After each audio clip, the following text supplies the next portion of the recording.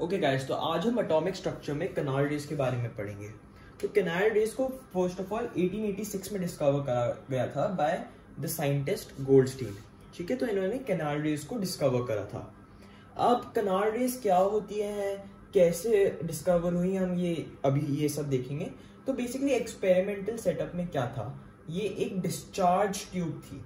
अब discharge tube क्या होती है, जिसमें इलेक्ट्रिकल डिस्चार्ज होता है।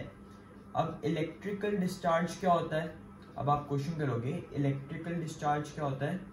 तो सिंपल वर्ड्स में मूवमेंट ऑफ इलेक्ट्रिसिटी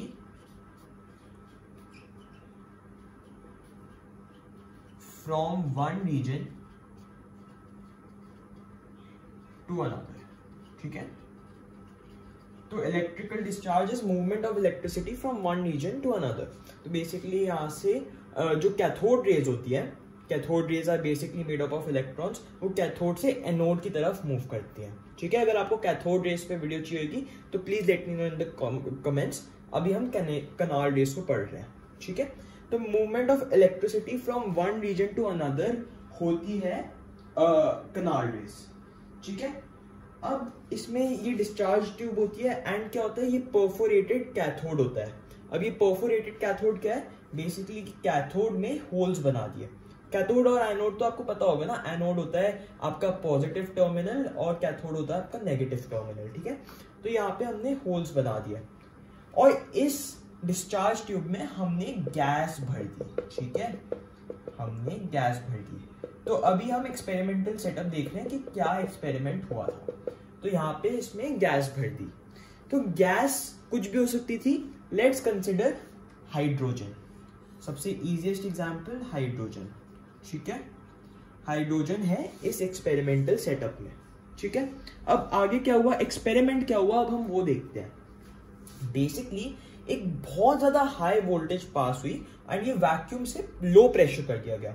तो वैक्यूम पंप से इस डिस्चार्ज ट्यूब में लो प्रेशर कर दिया गया एंड बहुत ज्यादा हाई वोल्टेज पास करी। अब इससे क्या होता है, high voltage is required for basically cathode rays to move from the cathode to anode. Basically electrons के मूवमेंट के लिए कैथोड से एनोड के लिए हमें ये हाई वोल्टेज और लो प्रेशर चाहिए होता है। बट जब हम ये इलेक्ट्रॉन्स का मूवमेंट कैथोड रेस को स्टडी कर रहे थे, तभी एक और फिनोमेना ऑब्जर्व हुआ कि यहां से कुछ रेस कैथोड की तरफ जा रही हैं। कैथोड रेस तो एनोड की तरफ जाती थी, बट कुछ रेस कैथोड की तरफ आ रही हैं। एंड साइंटिस्ट को ये समझ नहीं आया कि ये रेस कौन सी है जो कैथोड की तरफ आ रही है। तो कैथोड की तरफ आ रही थी पॉजिटिव आयंस की रेस, पॉजिटिव आयंस की रेस। अब ये कौन सी रेस है, बेसिकली जो हाइड्रोजन गैस हमने इसमें भरी थी, उस हाइड्रोजन गैस का अगर आप स्ट्रक्चर देखो तो हाइड्रोजन के पास क्या है, एक प्रोटॉन है और एक इलेक्ट्रॉन है। एक प्रोटॉन है एंड एक इलेक्ट्रॉन है, तो इसलिए उसका मास होता है 1U। अब क्या हो रहा था, ये इलेक्ट्रॉन जो था ये इससे हट गया। हाई वोल्टेज की वजह से ये जो इलेक्ट्रॉन था ये इस हाइड्रोजन के एटम से एस्केप कर गया। ठीक है, तो अब हमारे पास H+ आयंस बन गए इस डिस्चार्ज ट्यूब के अंदर। इस डिस्चार्ज ट्यूब के अंदर क्या है, H+ आयंस। तो ये सारे हैं H+ आयंस। अब H+ आयंस कहां जाएंगे, खुद दिमाग लगाओ। अगर ये नेगेटिवली चार्ज्ड है, यहाँ पे H+ आयंस है, तो unlike charges attract each other, तो H+ आयंस वो अट्रैक्टेड टुवर्ड्स कैथोड, और यहाँ पे बिकॉज दिस इज परफोरेटेड, मतलब इसमें होल्स बने हुए, ये यहाँ पे डिपॉजिट हो गए। ठीक है, तो ऐसे हमें कैनाल रेस के बारे में पता चला। बेसिकली एक्सपेरिमेंटल सेटअप में एक डिस्चार्ज ट्यूब है, हाई वोल्टेज और लो प्रेशर में जब हम हाई वोल्टेज पास करते हैं तो जो हमारे हाइड्रोजन के एटम्स होते हैं वो H+ आयंस में कन्वर्ट हो जाते हैं। H+ आयंस की जो H+ आयंस जब हम ये बेसिकली कैथोड की तरफ जा रहे होते हैं, तो ये स्ट्रीम ऑफ H+ आयंस को ही हम कहते हैं कैनाल रेस। ठीक है, अब हम इनकी थोड़ी सी प्रॉपर्टीज देखेंगे। आई होप आपको कैनाल रेस समझ आ गया होगा। अब हम इनकी थोड़ी सी प्रॉपर्टीज देखेंगे।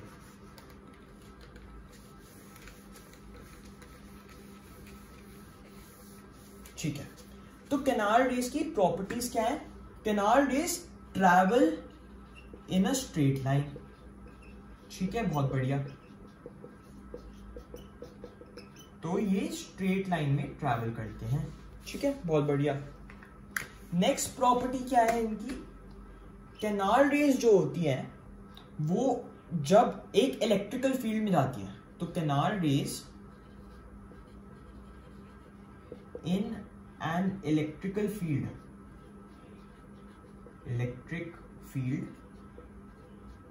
are attracted towards the negative plate।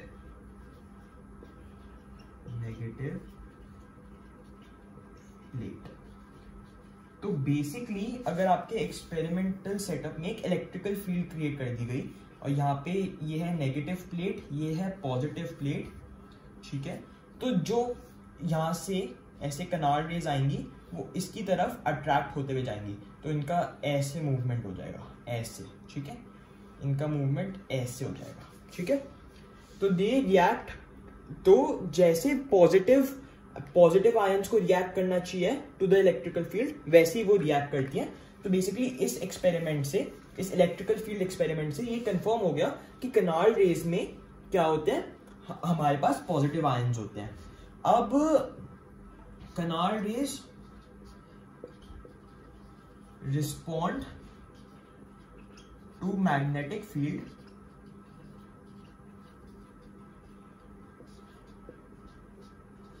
in the way positive ions should. जैसे पॉजिटिव आयंस को मैग्नेटिक फील्ड से रिएक्ट होना चाहिए वैसे ही कैनाल रेज रिएक्ट करती है। मतलब मूवमेंट जैसे ही चेंज होनी चाहिए कैनाल रेज की वैसे ही चेंज होती है मूवमेंट। बेसिकली जैसे पॉजिटिव आयंस मूव करेंगे इन अ मैग्नेटिक फील्ड वैसे ही कैनाल रेज मूव करती हैं। ठीक है, तो ये वापस हमें कंफर्म करता है कि मूवमेंट ऑफ मतलब canal rays are made up of positive ions. ठीक है, अब these are made up of particles, these are made up of particles। ये तो है पार्टिकल्स, कौन से हैं, पॉजिटिव आयंस। ठीक है, बहुत बढ़िया। अब क्या है, जो कैनाल रेज होती है, ये बहुत इंपॉर्टेंट पॉइंट है, canal raise depend upon the gas present in the discharge tube। जो गैस प्रेजेंट होगी उस पे ये डिपेंड करती है। कैसे, अगर आपके पास हाइड्रोजन है तो ऑब्वियसली उसका मास जो है वो क्या है, 1u है। ठीक है, तो H+ का मास क्या होएगा, 1u। ठीक है, क्योंकि इलेक्ट्रॉन का मास होता है नेग्लिजिबल। ये आपका ऑक्सीजन है, उसका मास क्या है, 16u। तो O+ का मास क्या होएगा, 16u। ठीक है, तो जो ये स्ट्रीम ऑफ पार्टिकल्स होगी, canal rays, they will depend upon the gas. Oxygen के पास है about 16 times mass of hydrogen. ठीक है, तो ऑक्सीजन के पास है 16 टाइम्स मास ऑफ हाइड्रोजन। तो ऑक्सीजन का जो आयन बनेगा that will be much heavier than hydrogen का आयन। तो इसलिए जो ये कैनाल रेज बनती है, they depend upon the gas. Unlike cathode rays में it's a stream of electrons. तो इलेक्ट्रॉन्स हमेशा सेम रहते हैं, कैथोड रेज हमेशा सेम रहती है। बट कैनाल रेज जो होती है, they are stream of positive ions, तो हमेशा वो डिफरेंट होंगी according to the gas present in the discharge tube. ठीक है, अब ये इंपॉर्टेंट पॉइंट है, charge to mass ratio. Charge to mass ratio क्या होता है, स्पेसिफिक चार्ज कहते हैं इसे। Charge to mass ratio will depend upon the gas present in the discharge tube. तो charge to mass ratio will depend upon the gas, will depend upon the gas present। ठीक है, तो अगर oxygen present, खुद दिमाग लगाओ, अगर oxygen present है तो यहाँ पे 16 लगेगा मास, उसका मास है 16u। चार्ज भले ही सेम हो, चार्ज भले ही लाइक कितना होएगा, +1 मान लो, बट इसका मास है 16u, वेयर एज अगर ये आपकी गैस जो होती वो हाइड्रोजन होती तो चार्ज तो सेम रहेगा बट मास कितना है 1u। तो charge to mass ratio change होता रहेगा, it's not specific for canal rays. According to gas charge to mass ratio भी चेंज होएगा, ठीक है। अब नेक्स्ट पॉइंट्स क्या है, हमने ये देख लिया इनकी प्रॉपर्टीज। अब नेक्स्ट पॉइंट्स क्या है, थोड़े से एक दो नोट्स है, ठीक है। नोट्स ये है कि जो एनोड रेज है ये do not emerge from anode. Cathode rays cathode से इमर्ज होती है, एनोड रेज या कैनार्ड रेज जो है they do not emerge from anode. क्यों? क्योंकि ये है बस positive ions of the gas present in the discharge tube, है ना। तो anode rays do not emerge from the anode, ठीक है। फिर even if there is one gas present, अब ये बहुत इंपॉर्टेंट पॉइंट है, even if there is oxygen present, ठीक है, ऑक्सीजन प्रेजेंट है, इस पे जो वोल्टेज का इफेक्ट होएगा वो जैसे एक ऑक्सीजन एटम पे जो वोल्टेज का इफेक्ट होएगा वो दूसरे ऑक्सीजन एटम से डिफरेंट हो सकता है। क्यों? ऑक्सीजन का अगर आप थोड़ा सा वो देखोगे इलेक्ट्रॉन डॉट स्ट्रक्चर तो आपको मिलेंगे 6 electrons in oxygen outer shell, ठीक है। तो अगर इस ऑक्सीजन एटम पे वोल्टेज हाई लगी तो उसने शायद एक लूज कर लिया इलेक्ट्रॉन, तो उस पे +1 का चार्ज आ जाएगा। बट अगर हाई वोल्टेज बहुत ज्यादा अप्लाई होगी इस ऑक्सीजन एटम पे तो इस पे 2+ का चार्ज आ जाएगा, 2 इलेक्ट्रॉन्स लूज हो जाएंगे, ठीक है। तो गैस भले ही सेम हो बट जो उस पे जो चार्ज होएगा आपके हर आयन पे that is not specific. Usually क्या होता है, उन चार्ज +1 ही होता है, बट अगर हाई वोल्टेज इस पे बहुत ज्यादा अप्लाई होगी तो इसका +2 हो गया, इसका +3 हो सकता है, ऑक्सीजन का +3 भी हो सकता है जो ट्यूब में है, ठीक है। तो इसको नोट रखना बहुत इंपॉर्टेंट है। बट जो आपका चार्ज टू मास रेशियो होगा, इसमें जो आपका चार्ज टू मास रेशियो होगा that will be always a multiple of the lowest value. So this is the charge to mass ratio of the lowest value and इसका हमेशा multiple ही होएगा charge to mass ratio in the gas tube. Obviously बात है, अगर यहाँ पे जैसे आप चार्ज टू मास रेशियो अभी के लिए 1:16 ले लो for this ion O+ ion, ठीक है। अब अगर यही आपका O2+ बनता है तो चार्ज टू मास रेशियो क्या आएगा 2:16, that is what 1:16 multiplied by 2, ठीक है। तो basically it is a whole number multiple या simple multiple of the lowest value that is 1:16, ठीक है। बहुत बढ़िया। अब बेसिकली लास्ट पॉइंट क्या है, जो हमारे प्रोटॉन्स डिस्कवर हुए, प्रोटॉन्स कैसे डिस्कवर हुए? प्रोटॉन्स हुए जब हमने डिस्चार्ज ट्यूब में हाइड्रोजन डाल दी,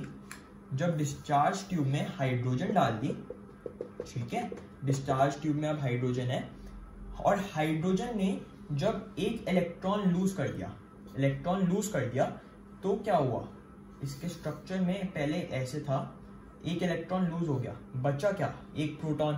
तो हमें एक प्रोटॉन का mass is basically equal to mass of hydrogen atom, ठीक है। हमें एक प्रोटॉन का मास मिल गया equal to mass of hydrogen atom and it is also approximately 1837 times the mass of electron.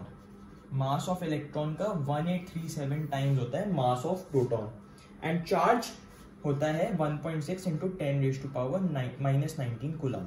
Electron का होता है माइनस और इस प्रोटॉन का होता है प्लस में, ठीक है। So this was the video on canal rays. I hope you liked it. Thank you.